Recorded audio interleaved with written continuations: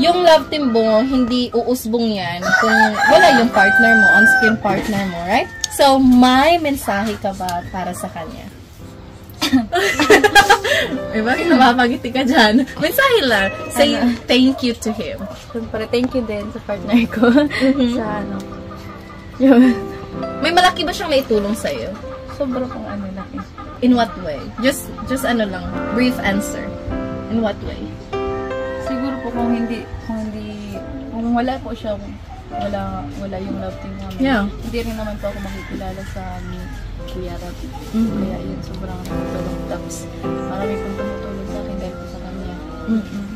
And he is guiding and supporting you as well. Tsaka yung confidence ko po. Na, dati po, hindi po talaga ako nagsasalita. Pangiti lang. Ganun lang po ako dati. Pero nung nagkaroon ng love team, naging partner ko siya. Doon ang gusto ko yung confidence. Nagkaroon ako ng confidence. Tapos na po ako. Marunong na po makipag-alipin sa mga So, it seems that you are in the right person. Oh, we're not talking about relationship. We're talking about when it comes to boosting your self-confidence, right?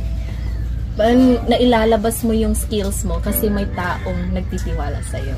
And that is, what is his name? Shout out mo yung Shout out, kanina Pedro. Hindi lang, nagpapasalamat lang naman tayo. Yung lagyan ng mali siya mga kalingap. Nagpapasalamat lang po tayo. Talaga nasabihan ko pambira ka. Yes. So maraming salamat din kay Kalingap Edo, no? Kasi he's one of the reasons kung bakit mas naging successful yung love team niyo. Tama nga naman. Hindi uusbong yung love team kung ikaw lang mag-iisa, right? It takes two to tango. So maraming salamat po sa inyong lahat mga kalingap dahil nga sa patuloy niyong pagmamahal at pagsuporta kay Viance. Gusto ko din sabihin sa kanila, nandito lang din ako, handang sumuporta sa kanya.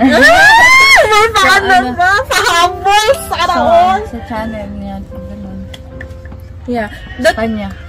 Ayun po mga kalingap, no, kung sino yung nakatulong sa'yo, then do not forget to show your love to them, right? Kahit yung pagmamahal at tiwala, ibigay mo din sa kanila. Kasi hindi madali makahanap ng isang tao na pagkakatiwalaan ka. Do you agree? Yes. Wag na natin paiyakin to, parang iiyak na naman yan.